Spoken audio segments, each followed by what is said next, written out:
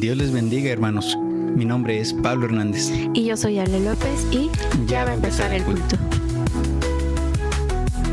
¿Ya viste la hora que es? Ya sabes que hay mucho tráfico.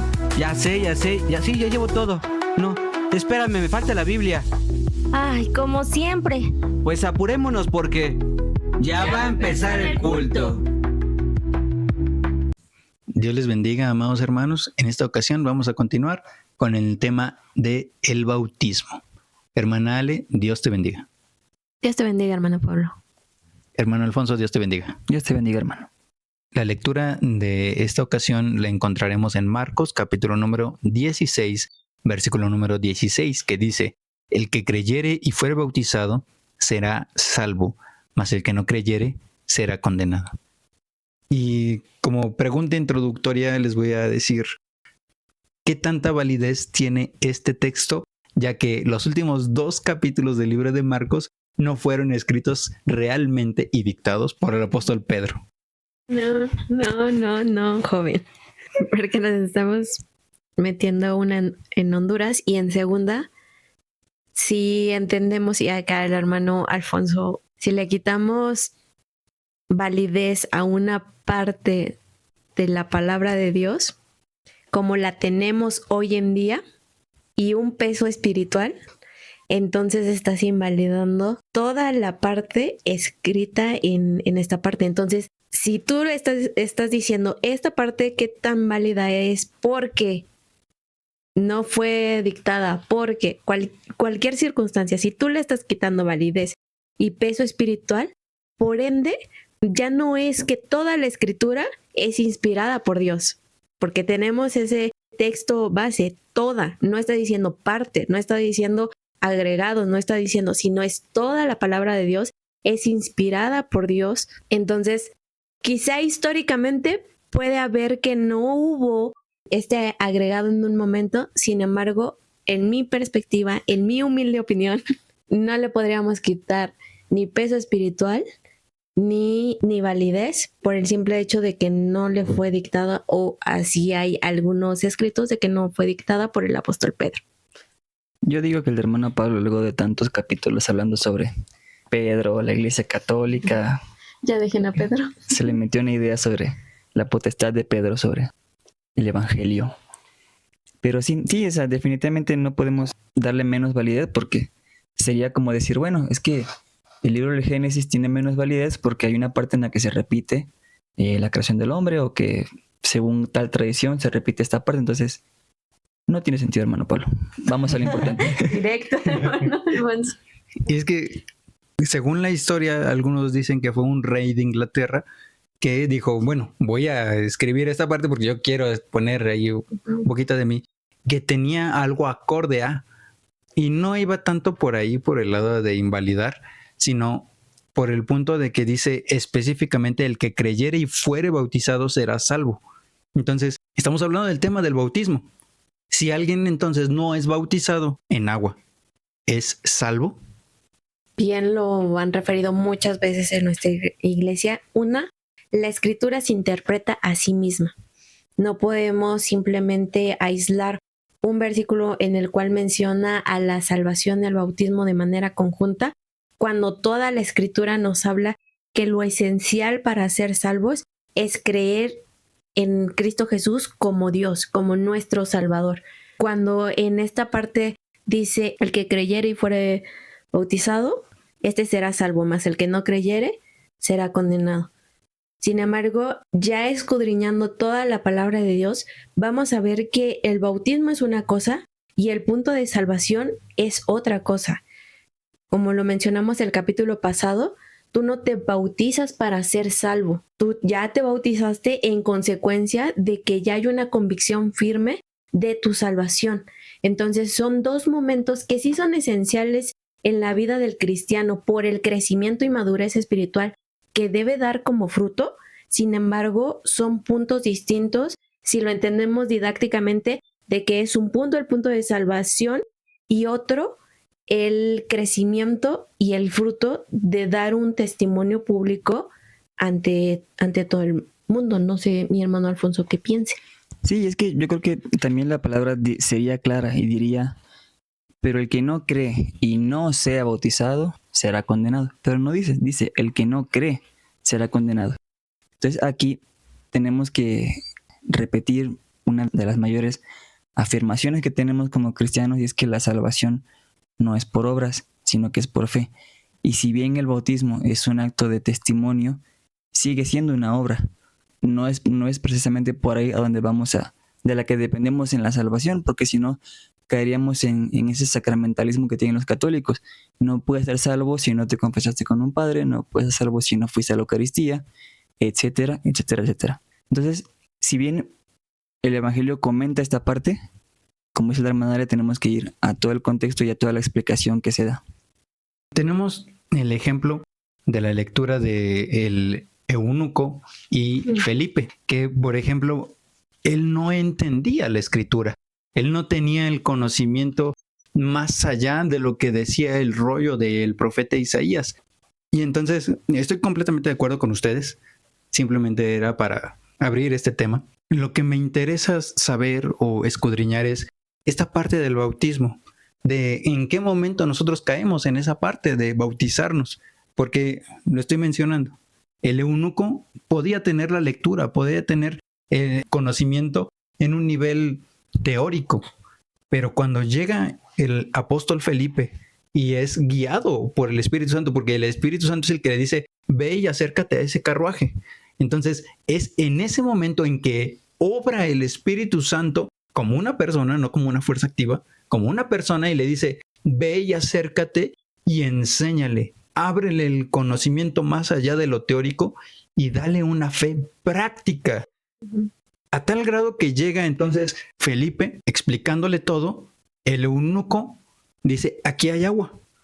¿Qué impide entonces que yo sea bautizado? Ese es el punto medular de todo esto, de que sí, es una vocación, como lo dice nuestro hermano Alfonso, a dar testimonio de la fe que hay en nosotros, pero de nosotros debe de salir ese deseo de dar ese testimonio, porque en todo caso, ¿quién más estaba enfrente con el eunuco para que diera testimonio de? ¿Cuál es el punto? ¿Cuál es el caso de dar ese público testimonio si el único que estaba allí era Felipe, el del carruaje? Pero ¿para qué es ese punto de crecimiento? ¿O para qué? ¿Cuál es la idea del bautismo entonces?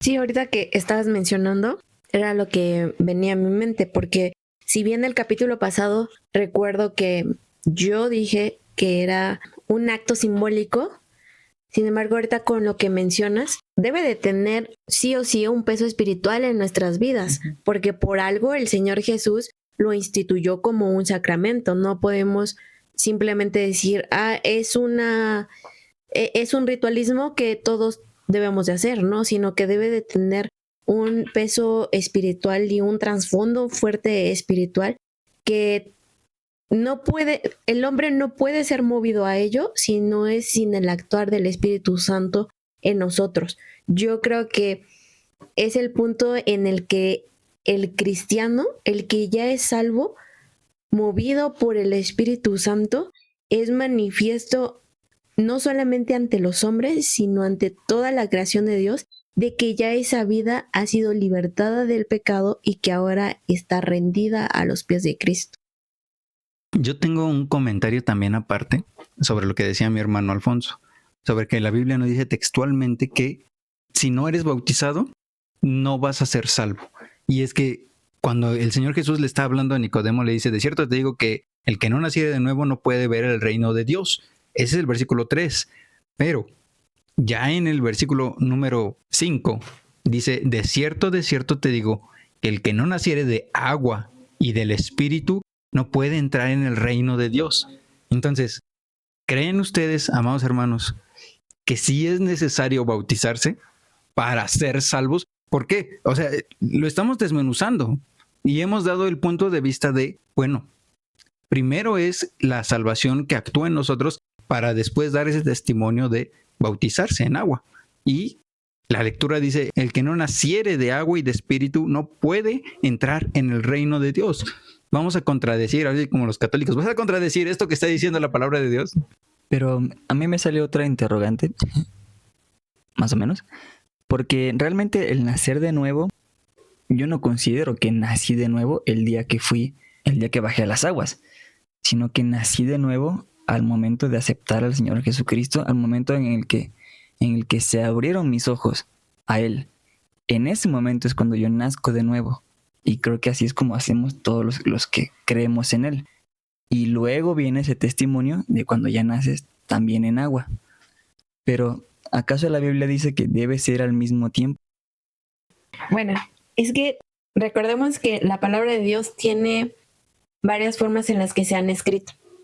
Y en discipulado lo vimos no hace mucho tiempo, en esta parte de las figuras literarias que se utilizan para poder referirse a un tema, como lo es en este caso.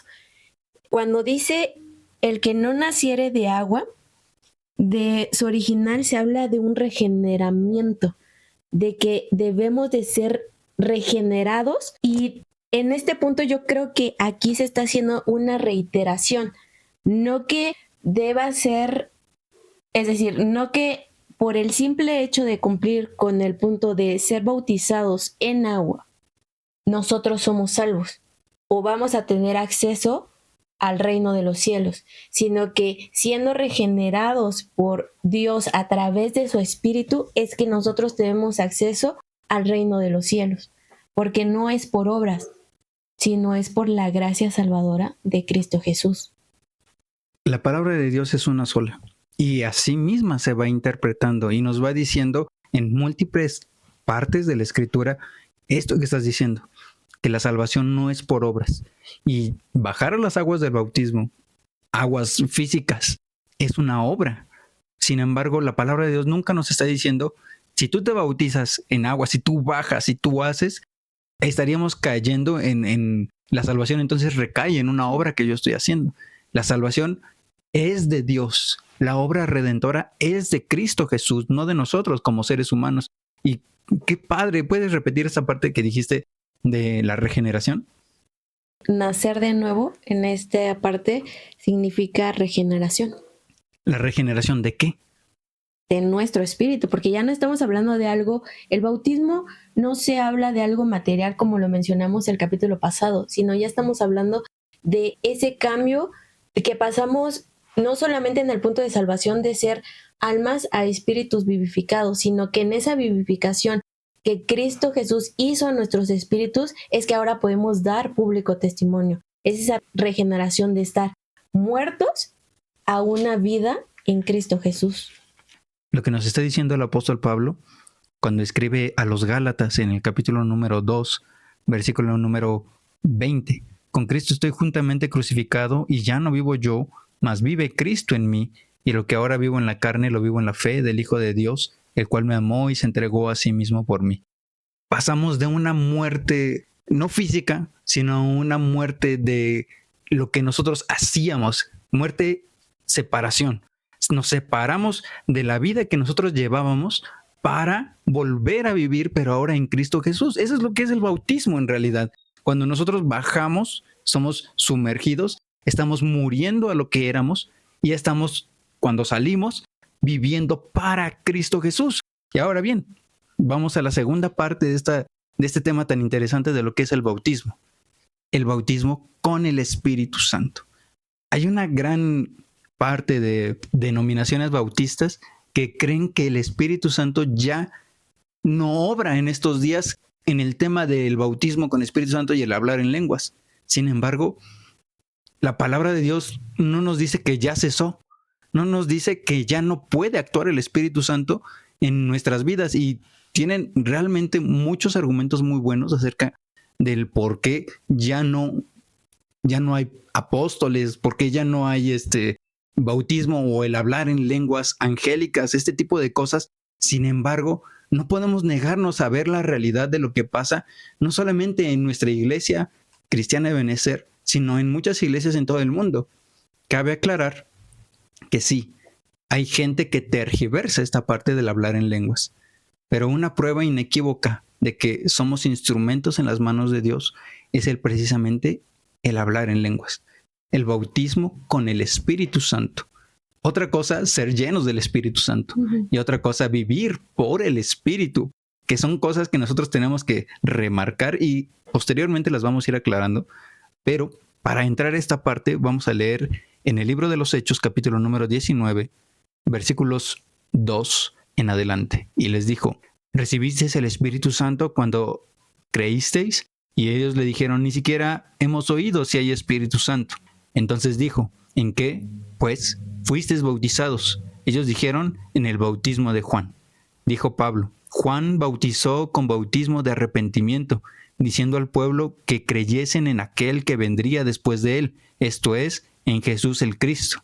Cuando oyeron esto, fueron bautizados en el nombre del Señor Jesús, y habiéndoles impuesto Pablo las manos, vino sobre ellos el Espíritu Santo, y hablaban en lenguas y profetizaban.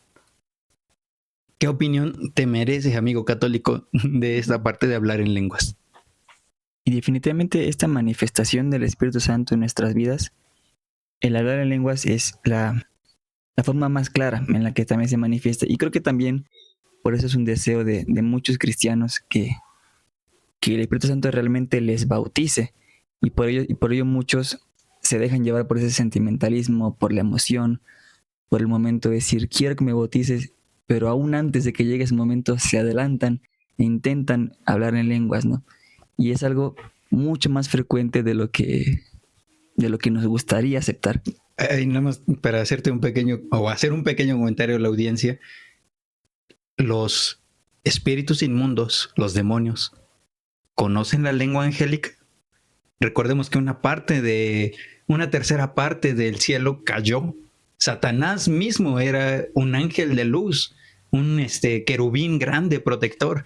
Entonces, las huestes inmundas, los demonios, ¿hablarán en lenguas? Sí. Pues es que hay que partir del hecho de que ellos fueron creación de Dios. Ellos eran ángeles, querubines, como lo comentas. ¿Cómo se comunicaban con Dios? O sea, ellos sabían y entendían cuál era la comunicación, que quizá en nuestro entendimiento puede que lo imaginemos como una comunicación verbal que estamos teniendo entre las personas, ¿no? Y nuestra limitación humana no cabe más allá de una comunicación que estas simples lenguas que conocemos en el mundo. Sin embargo, estamos hablando del lenguaje de Dios. Estamos hablando de la lengua que Dios mismo da y ha hecho todas las cosas, que nuestra cabeza finita quizá no puede entender. Pero en esa misma lengua, Satanás escuchó hablar a Dios. Aún, no sé, cuando fue llamado, cuando lo vemos en el relato de Job, ¿por qué entendió y seguía entendiendo la voz de Dios? No es porque Dios tenga que no pueda ser accesible en este punto de lenguaje, porque Dios es accesible a través de Cristo Jesús. Entonces, yo creo que estos ángeles caídos, porque no vamos a hablar de todos los espíritus inmundos, pero aún los espíritus inmundos reconocen la voz de Dios y se acatan y se sujetan a la orden de Dios, la conocen perfectamente. Y es por eso que han engañado a muchos diciendo que vienen en el nombre de Dios. Ahora, el tema es el bautismo. Pero ¿qué es el bautismo con el Espíritu Santo? Y es que bien lo referías, o sea, ¿te está gustando este episodio? Escúchanos en el próximo capítulo y síguenos en nuestras redes sociales porque ya va a empezar el culto. Somos miembros de la Iglesia Cristiana Ebenezer y en este podcast vamos a descubrir la vida que Jesucristo quiere que vivamos a través de su palabra. Y también vamos a platicar de la concepción humana y lo que en verdad dice la Escritura respecto de quién es Dios, sus mandamientos y la relación que tenemos con Él. Vamos a subir capítulos los días martes, jueves y domingo. En YouTube nos pueden encontrar como Ebenezer 4645, en Facebook Iglesia Cristiana Ebenezer, en Instagram Ebenezer-273. En Spotify, YouTube y Facebook también nos pueden encontrar como Ya va a empezar el culto. No olvides compartir y seguirnos. ¿Y sabes qué? Ya vámonos porque ya va a empezar el culto.